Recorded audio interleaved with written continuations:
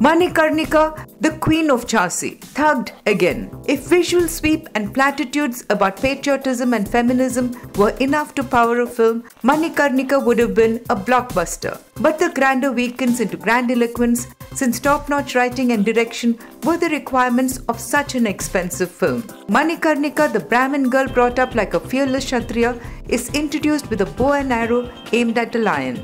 The lion meets lioness Manikarnika, but what was refreshing was the touch of kindness where she doesn't endorse wanton killing of any animal. There are sword fights and wild horses being tamed to further establish Manikarnika's skills, all of which is standard procedure when sketching the personality of a feisty warrior. What is different is her marriage to Maharaj Gangadhar Rao of Jhansi, which was uniquely progressive for its times, with the husband gracious about her courage, even dependent on it. Despite a typical mother-in-law who wants to tame her and keep her in the kitchen, Gangadhar's relationship with wife Rani Lakshmibai, as she has been rechristened, has tenderness, respect and admiration. And you do feel her loss as a woman when the ruthless British and palace intrigue snatch away her happiness. Rani Lakshmibai's decision not to wear widow's weeds and exhorting other women to fight for Jhansi are laudable. And infectious is the song "Main rahu ya na rahu, Bharathi ye rehna chahiye."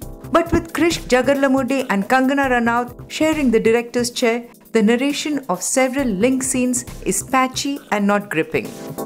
There are battles galore with the British who resemble caricatures, making you feel like you've strayed back into a screening of Thugs of Hindustan. Widows go to Kashi, but this one goes and sits on the throne, says an exasperated General Rose Hugh who's at his wit's end with the Rani of Jhansi who won't bow down. There's a sudden reference to the cartridges used during the Sepoy Mutiny and such a prolonged standoff between Lakshmibai and the British that the biggest of them all is your battle with boredom. Unfortunately, Kangana Ranaut does not come up with a riveting performance. Competent direction was needed to rein in her exaggerated facial expressions which come off like grandstanding in a stage play. And no other actor except Jisoo Sen as her husband has enough to do to make an impact. Although filmed lavishly, the rich story laden with potential ends up as a disappointing watch. For a strong subject that's told weekly, Manikarnika, the Queen of Jhansi, gets a 2.5-star rating.